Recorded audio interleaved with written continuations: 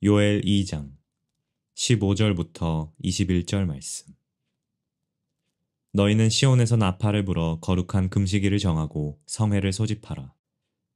백성을 모아 그 모임을 거룩하게 하고 장로들을 모으며 어린이와 젖먹는 자를 모으며 신랑을 그 방에서 나오게 하며 신부도 그 신방에서 나오게 하고 여호와를 섬기는 제사장들은 낭실과 제단 사이에서 울며 이르기를 여호와여 주의 백성을 불쌍히 여기소서.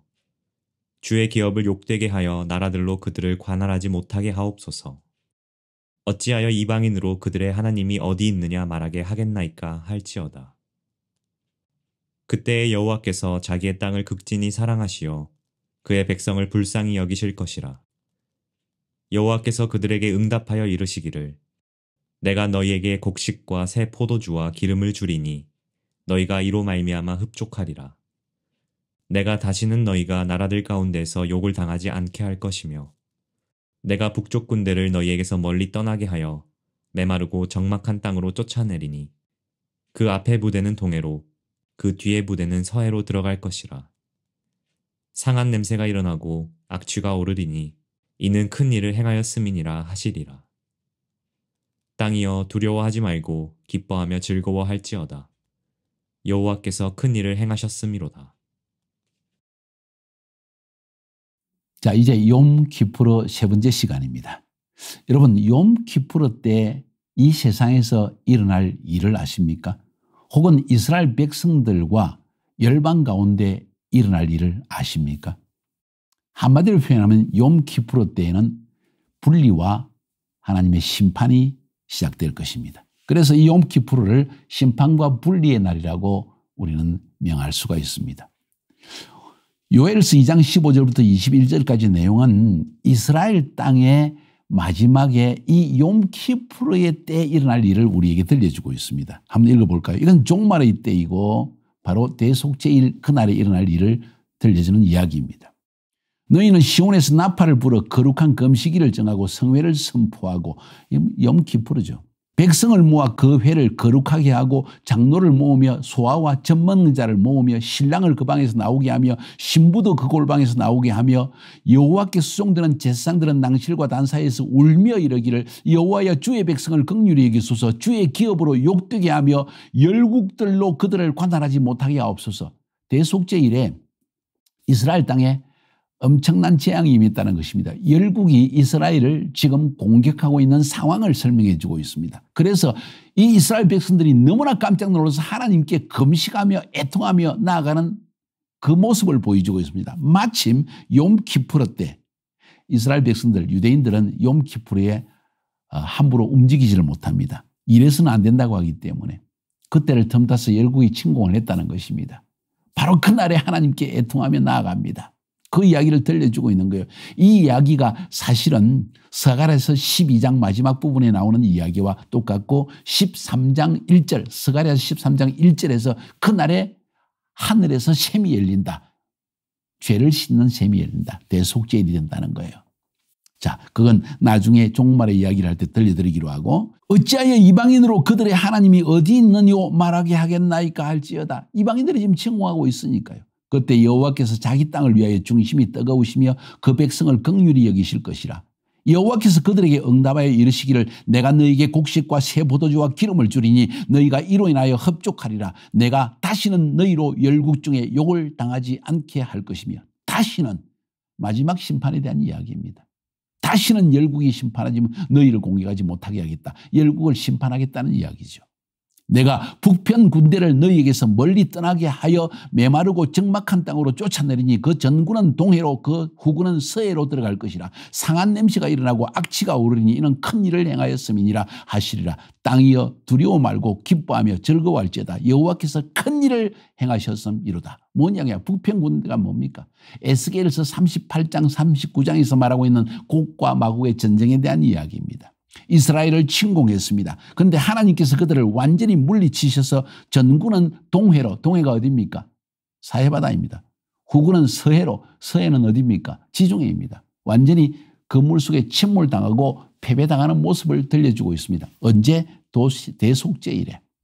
이것은 자기 백성을 심판하시려고 할 때 그들이 회개하여 하나님께 나아가자 그 심판을 이제 하나님의 백성을 공격하는 열국의 연합군에게 쏟아부어서 심판받게 하셨다는 이야기입니다.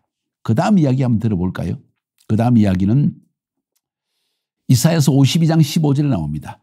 후에는 그가 열방을 놀릴 것이며 열왕은 그를 인하여 입을 봉하리니 이는 그들이 아직 전파되지 않은 것을 볼 것이요 아직 듣지 못한 것을 깨달을 것임이라 하시니라. 뭔 이야기입니까?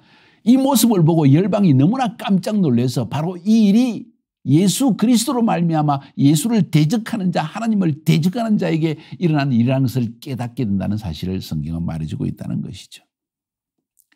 다시 말해서 욤키푸르 대속죄일은 단순히 하나님의 택한 백성의 죄를 사하여 주시는 날일 뿐만 아니라 동시에 믿지 않고 하나님을 대적하는, 심지어 믿는 자들도 하나님의 말씀대로 행치 않는 자를 심판하시려고 할 때 회개하면 용서하시고, 그런데 믿지 않는 열방을 하나님께서 마지막 심판을 하시는 날, 분리시키시고 심판하시는 날이라는 것을 성경은 말해주고 있습니다. 그날이 곧 온다는 것이죠.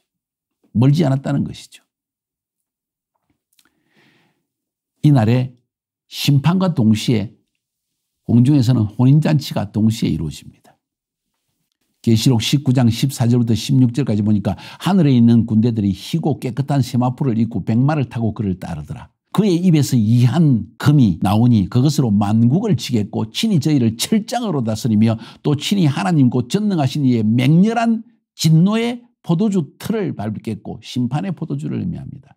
그 옷과 다리에 이름 쓴 것이니 만왕의 왕이요 만주의 주라 하였더라.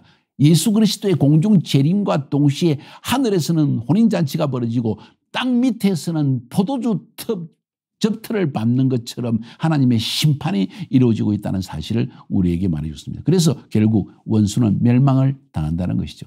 바로 이 욤키푸르 시즌에 이 추수가 일어난다는 것입니다. 하나님의 백성은 포도주의 잔을 들고 기뻐 즐거워하는 공중에서의 혼인잔치가 벌어지고 땅 밑에서는 그 포도주를 만들기 위해서 포도즙틀을 밟는 열국에 대한 심판이 주어지는 때가 바로 이때라는 것을 하나님은 우리에게 말하고 있는 것입니다. 이게 바로 나팔절부터 욤키푸르 기간까지 이 나팔절에 시작해가지고 욤키푸르 시간에 완성되어질 하나님의 심판에 대한 이야기를 들려주는 것입니다. 그러니까 이 욤키푸르의 시즌, 욤키푸르의 날은 어떤 날인지 아십니까? 심판과 구원이 동시에 이루어지는 때이다. 하나님의 백성은 구원을 받을 것이요. 왜? 죄사함을 받는 그 날인 거예요. 예수의 피로 말미암아 죄사함을 받는 날이고, 하나님을 믿지 않는 열방 민족들 또 혹은 형식적으로 교회 다니는 자들에게는 하나님의 엄청난 진노의 포도주 틀을 밟는 것처럼 심판을 받는 날이 된다는 거예요. 그래서 그 날은 분리의 날이 되어집니다. 자, 그 분리의 날에 대한 이야기를 예수님께서 우리에게 들려주고 있거든요. 마태복음 25장 31절부터 46절까지의 내용입니다. 인자가 자기 영광으로 모든 천사와 함께 올 때에 자기 영광의 보좌에 앉으리니 모든 민족을 그 앞에 모으고 각각 구분하기를 목자가 양과 염소를 구분하는 것 같이 하여 양은 그 오른편에 염소는 왼편에 두리라. 그때의 임금이 그 오른편에 있는 자들에게 이르시되 내 아버지께 복받을 자들이여 나와 창세로부터 너희를 위하여 예비된 나라를 상속받으라. 내가 줄일 때에 너희가 먹을 것을 주었고 목마를 때에 마시게 하였고 나그네 되었을 때에 영접하였고 헐벗었을 때에 옷을 입혔고 병들었을 때에 돌보았고 옥에 갇혔을 때에 와서 보았느니라. 이에 의인들이 대답하여 이르되 주여 우리가 어느 때에 주께서 줄이신 것을 보고 음식을 대접하였으며 목마르신 것을 보고 마시게 하였나이까. 어느 때에 나그네 되신 것을 보고 영접하였으며 헐벗으신 것을 보고 옷 입혔나이까. 어느 때에 병드신 것이나 옥에 갇히신 것을 보고 가서 배웠나이까 하리니 임금이 대답하여 이르시되 내가 진실로 너희에게 이르노니 너희가 여기 내 형제 중에 지극히 작은 자 하나에게 한 것이 곧 내게 한 것이니라 하시고 또 왼편에 있는 자들에게 이르시되 저주를 받은 자들아 나를 떠나 마귀와 그 사자들을 위하여 예비된 영원한 불에 들어가라. 내가 줄일 때에 너희가 먹을 것을 주지 아니하였고 목마를 때에 마시게 하지 아니하였고 나그네 되었을 때에 영접하지 아니하였고 헐벗었을 때에 옷 입히지 아니하였고 병들었을 때와 옥에 갇혔을 때에 돌보지 아니하였느니라 하시니 그들도 대답하여 이르되 주여 우리가 어느 때에 주께서 줄이신 것이나 목마르신 것이나 나그네 되신 것이나 헐벗은 것이나 병드신 것이나 옥에 갇히신 것을 보고 공양하지 아니하더이까. 이에 임금이 대답하여 이르시되 내가 진실로 너희에게 이르노니 이 지극히 작은 자 하나에게 하지 아니한 것이 곧 내게 하지 아니한 것이니라 하시니 그들은 영벌에 의인들은 영생에 들어가리라 하시니라. 마지막 때 하나님께서 열국 민족들을 불러 모으신다고 했습니다. 그냥 사람들을 불러 모았다. 모든 사람을 불러 모았다 아니라 모든 민족을 불러 모아서 어느 민족은 양의 민족, 어느 민족은 염소의 민족으로 나누고 양의 민족, 여호와를 섬기고 하나님을 위해 섬겼고 예수 그리스도를 위해서 일하는 사역자들을 돌보고 그들을 돕는 이 민족 어찌 보면 오늘날 전 세계에서 선교사를 가장 많이 파송한 미국이나 또 한국이나 뭐 이런 나라들 어쩌면 거기에 속할지도 모르겠습니다. 양의 민족과 염소의 민족이 있다는 거예요. 카자흐스탄, 러시아, 터키 어떤 민족이 될까 궁금하지 않습니까?